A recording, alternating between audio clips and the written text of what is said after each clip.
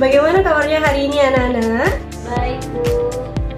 Kurang semangat ya. Bagaimana kalau ketika ibu bertanya bagaimana kabarnya hari ini, kalian menjawab Alhamdulillah, luar biasa, berprestasi, Allahu Akbar. Bisa ya? Bisa, Bu. Coba, bagaimana kabarnya hari ini anak-anak? Alhamdulillah, luar biasa, berprestasi, Allahu Akbar. Alhamdulillah. Nah, pada hari ini ibu mau terlebih dahulu ketua kelas untuk membacakan doa sebelum kita belajar. Kepada ketua kelas dipersilakan memimpin doanya. Bismillahirrahmanirrahim. Raditu billahi rabban wa bil islami dinan wa bi Muhammadin nabiyyan wa rasulan. Rabbi zidni ilman warzuqni fahman. Amin. Semoga dengan pembelajaran kita ini, dengan doa tadi, kita dapat belajar dengan sungguh-sungguh dan mendapatkan pemahaman yang baik. Baik, sebelum pembelajaran juga, Ibu mau cek kehadiran. Apakah semuanya hadir, anak-anak semuanya? Tidak, Bu. Siapa yang tidak hadir? Widya sakit, Bu. Semoga Allah berikan kesembuhan kepada dia dan bisa beraktivitas lagi, belajar dengan kita bersama-sama ya. Amin. Sebelum kita lanjut materinya, Ibu ingin tahu nih, siapa yang tahu apa materi kita sebelumnya atau pada minggu yang lalu? Saya, Bu. Silakan Sania. Tentang khauf, Bu. Nah, betul. Ada yang tahu pengertiannya apa? Lupa, Bu. Baik, Ibu akan sedikit mereview kembali pelajaran yang telah berlalu. Khauf, perlu kita ketahui bahwa khauf itu artinya takut. Takut di sini adalah takut terhadap Allah. Takutnya ini, dia itu kayak ada rasa kagum terhadap Allah tentang kebesaran Allah Subhanahu wa Ta'ala. Sepertinya kurang fokus ya. Gimana kalau kita ice breaking terlebih dahulu?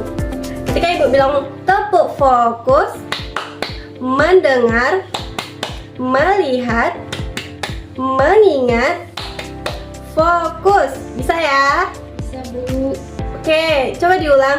Tepuk fokus, mendengar, melihat, mengingat, fokus. Baik anak-anak semua ya, setelah kita ice breaking tadi, semoga kalian semua sudah fokus ya terhadap materi kita pada kali ini. Hari ini kita akan membahas tentang ikhtiar, tawakal, qanaah, sabar, dan syukur. Nah, tujuan pembelajaran pada hari ini kita dapat mengetahui apa sih pengertian dari ikhtiar, tawakal, qanaah, sabar, dan syukur ini. Nah, yang kedua, kita dapat menyebutkan dalil tentang ikhtiar, tawakal, qanaah, sabar, dan syukur. Yang ketiga, ini kita dapat menyebutkan apa contoh dari materi ini dan apa sih dampak positif yang ada dalam kehidupan kita terhadap kita mempelajari materi pada hari ini. Yang pertama, kita akan membahas tentang ikhtiar. Apa sih pengertian dari ikhtiar tadi? Ikhtiar berasal dari bahasa Arab yang berarti memilih, akar dari kata khair yang berarti baik. Kemudian secara istilah, ikhtiar ini adalah usaha seseorang untuk sungguh-sungguh melakukan sesuatu untuk mencapai apa yang dia inginkan. Kemudian dalilnya itu terdapat dalam surah Ar-Ra'd ayat 11. Coba anak-anak sekalian buka surah Ar-Ra'd ayat 11 tentang ikhtiar. Ketika Ibu bacakan, kalian simak Al-Qur'annya masing-masing dan kalian renungi arti dari yang telah Ibu bacakan. Berbunyi, A'udzu billahi minasy syaithanir rajim. Bismillahirrahmanirrahim. Innallaha la yughayyiru ma biqaumin hatta yughayyiru ma bi anfusihim. Wa idza arada Allahu biqaumin su'an fala mawaddah wa ma lahum min dunihi min wal, yang artinya sesungguhnya Allah tidak akan mengubah keadaan suatu kaum sebelum mereka mengubah keadaan diri mereka sendiri, dan apabila Allah menghendaki keburukan terhadap suatu kaum, maka tak ada yang dapat menolaknya dan tidak ada pelindung bagi mereka selain Dia. Surah Ar-Ra'd ayat 11. Materi selanjutnya yaitu tentang ciri-ciri orang yang berikhtiar dalam hidupnya. Ada mungkin di antara anak-anak semua, bagaimana sih Bu cara kita untuk mengetahui orang yang berikhtiar dalam hidupnya? Yang pertama, kita dapat mengetahui bahwa mereka itu dia bekerja keras. Mereka akan terus berusaha dengan mengerahkan segala kemampuan dan tenaga untuk mewujudkan mimpi dan cita-citanya. Yang kedua yaitu selalu bersungguh-sungguh. Yang ketiga, dia itu tidak mudah putus asa. Dia terus berusaha mencoba selalu tanpa putus asa. Yang keempat yaitu memiliki sikap tanggung jawab. Nah, yang kelima juga tekun dan rajin dalam belajar. Nah, itu semua dia upayakan untuk mendapatkan suatu keinginan dia tadi. Selanjutnya, banyak dalam kehidupan sehari-hari kita contoh dari ikhtiar. Apa sih salah satu contohnya? Baik, yang pertama itu contohnya ketika kamu ingin mendapatkan nilai yang terbaik, kayak nilai 100, kamu itu harus bekerja keras atau harus belajar giat supaya nanti hasil dari belajar kamu itu akan berujung pada nilai kamu. Seberapa hebatnya diri kamu, tapi kamu tidak ikhtiar, tidak belajar, atau kamu itu kayak menganggap semuanya hal sepele, maka nilai itu bisa tidak sempurna. Setelah kita mempelajari tentang ikhtiar tadi, kita akan membahas tentang tawakal, poin kedua, yang mana tawakal itu dia berasal dari bahasa Arab yaitu wakalah, yang berarti menyerahkan, mempercayakan, dan mewakilkan urusan kita kepada seseorang atau sesuatu. Kemudian secara istilah tawakal adalah berserah diri kepada Allah terhadap hasil suatu pekerjaan atau usaha dengan menyerahkan sepenuhnya kepada Allah Subhanahu wa Ta'ala. Dalil tentang tawakal di sini terdapat dalam surah Ali Imran ayat 159. Bismillahirrahmanirrahim. Wa idza 'azamta fatawakkal 'alallah innallaha yuhibbul mutawakkilin. Yang artinya, apabila engkau telah membulatkan tekad, bertawakallah kepada Allah. Sesungguhnya Allah mencintai orang-orang yang bertawakal. Surah Al-Imran ayat 159. Nah, anak-anak semua, perlu kita ketahui bahwa dampak positif dari perilaku tawakal ini sangat banyak loh. Salah satunya adalah meningkatkan keyakinan dan keimanan kepada Allah Subhanahu wa Ta'ala, kemudian memperoleh ketenangan dan ketentraman jiwa, mengurangi beban pikiran karena yakin manusia hanya berusaha, Allah lah penentunya. Yang keempat yaitu mengurangi kejahatan dan tindak kriminal, kemudian ada juga memperoleh keteguhan hati. Nah, itulah beberapa dampak dari positif perilaku tawakal tadi. Nah, dalam kehidupan sehari-hari banyak sekali contoh dari tawakal. Salah satunya adalah tekun berdoa dan berzikir kepada Allah Subhanahu wa Ta'ala, menyerahkan segala urusan kepada Allah Subhanahu wa Ta'ala, mempercayai bahwa kesenangan dan kebahagiaan adalah karunia Allah Subhanahu wa Ta'ala. Setelah kita membahas tadi tentang tawakal, sekarang kita akan membahas tentang qanaah. Apa sih pengertian dari qanaah? Apakah dari anak-anak semua sudah tahu pengertian dari qanaah? Jika belum, mari kita simak. Qanaah dia berasal dari bahasa Arab qanaah yaqna'u qan'an qana'atan, yang berarti suka menerima yang Allah berikan kepadanya. Dia rela apa yang telah Allah berikan kepada dirinya. Nah, secara istilah, qanaah ini dia berarti menerima keputusan Allah Subhanahu wa taala dengan tidak mengeluh. Dia merasa puas dan penuh keridhaan atas semua ketentuan dari Allah Subhanahu wa taala. Nah, anak-anak semua, setelah kita mengetahui apa tadi pengertian dari qanaah, lanjut kita tentang dalilnya. Allah berfirman dalam surah An-Nisa ayat 32 yang berbunyi wala tatamannaw ma faddalallahu bihi ba'dakum ala ba'd, yang artinya janganlah kamu berangan-angan atau iri hati terhadap apa yang telah dilebihkan oleh Allah kepada sebagian kamu atas sebagian yang lain. Nah, ayat ini dia mengajarkan kepada kita tentang kita tidak boleh beriri hati. Kenapa? Karena setiap yang Allah tetapkan, yang sudah Allah tetapkan kepada kita pasti ada kelebihannya. Nah, setiap orang itu dia memiliki porsinya masing-masing. Sekarang kita akan membahas tentang dampak positif dari qanaah. Yang pertama yaitu jiwa kita dan pikiran kita akan lebih tenang karena terbebas dari rasa iri hati tadi. Yang kedua, kita akan disenangi oleh setiap orang.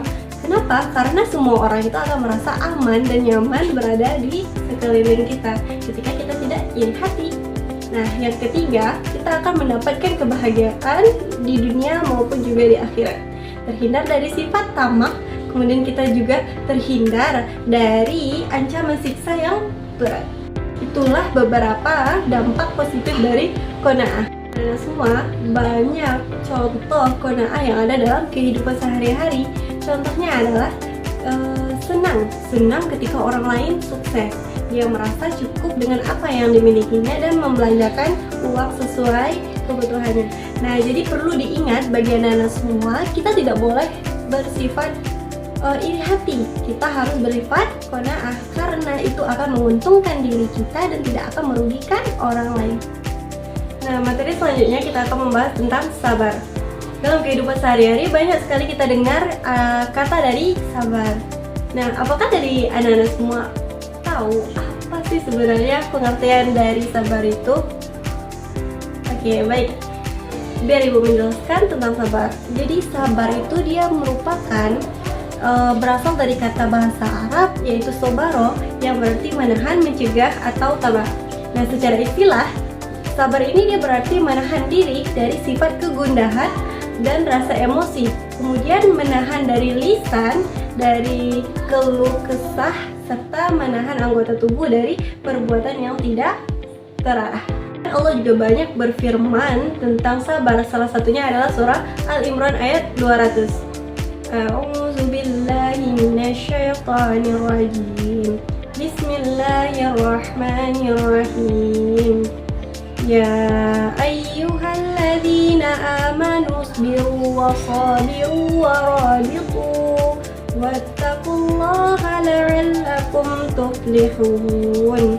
Yang artinya, wahai orang-orang yang beriman, bersabarlah kamu, kuatkanlah kesabaranmu, tetaplah bersiap siaga di perbatasan negerimu, dan bertakwalah kepada Allah agar kamu beruntung. Dari sini Allah juga menjelaskan bahwa sabar itu tingkatannya sangat tinggi di hadapan Allah. Jadi setiap apapun yang Allah berikan, bersabarlah, karena di setiap ujian yang Allah berikan kepada kamu itu pasti akan ada kebaikan di sisinya, akan ada suatu alasan yang Allah berikan kepada hambanya. Kelima ini adalah tentang syukur. Apa sih pengertian dari syukur? Syukur dia berasal dari bahasa Arab yaitu syakara yashkuru syukran, yang artinya berterima kasih. Bersyukur berarti kita berterima kasih kepada Allah Subhanahu wa taala atas karunia yang dianugerahkannya kepada kita, kepada diri kita. Nah, sedangkan menurut istilah syukur ini adalah memberikan pujian kepada Allah dengan cara taat kepada Allah, tunduk dan berserah diri hanya kepada Allah, serta beramar ma'ruf dan nahi munkar. Nah, Allah juga menegaskan dalam surah Al-Baqarah ayat 152, Bismillahirrahmanirrahim, fadhkuruni adzkurukum washkuruli wala takfurun, yang artinya, maka ingatlah kepadaku aku pun akan ingat kepadamu. Bersyukurlah kepadaku dan janganlah kamu ingkar kepadaku. Nah, ayat ini dia menjelaskan tentang pentingnya syukur karena Allah akan menempatkan bagi orang-orang yang bersyukur di sisi Allah Subhanahu wa Ta'ala. Kemudian dampak dari perilaku syukur di sini yaitu kita akan mendapatkan jaminan tambahan nikmat dari Allah Subhanahu wa Ta'ala. Kemudian kita mendapatkan ridha Allah Subhanahu wa Ta'ala, kita akan terhindar dari sifat tamak yang dapat menjerumuskan kita kepada kufur nikmat. Sifat syukur ini contohnya adalah kita itu selalu mengucapkan hamdalah atau bersyukur, mengucapkan alhamdulillah ketika kita menerima sesuatu. Kemudian dia tidak pernah mengeluh dengan hidupnya, dia merasa senang dengan segala nikmat yang ada pada dirinya. Baik anak-anak semua, setelah kita mempelajari materi yang telah Ibu sampaikan tadi, nah Ibu mau kalian mengulas kembali materi-materi yang telah Ibu sampaikan tadi. Siapa yang tahu pengertian tentang tawakal? Ibu, Apa itu pengertiannya? berserah diri kepada Allah. Betul, berserah diri kepada Allah terhadap apa yang ingin kita tujukan. Kemudian materi yang kedua tentang ikhtiar. Apa pengertian dari ikhtiar? Berusaha untuk mencapai apa yang kita inginkan. Betul sekali. Ketiga tadi qanaah. Siapa yang tahu arti qanaah tadi? Rendah hati, Bu. Betul, rendah hati. Jadi ketika orang mendapatkan sesuatu kita tidak boleh iri hati. Kemudian yang keempat telah membahas tentang sabar. Siapa tahu arti yang sabar? Menerima segala apa yang telah ditakdirkan Allah. Betul. Dengan ikhlas. Betul. Kemudian yang terakhir adalah tentang syukur. Nah, syukur. Siapa yang tahu pengertian tentang syukur? Berterima kasih kepada Allah. Betul sekali. Jadi syukur itu adalah berterima kasih kepada Allah segala yang telah Allah berikan kepada kita. Apakah ada yang belum memahaminya? Jika tidak ada, ajukan tangannya. Insyaallah paham, Bu.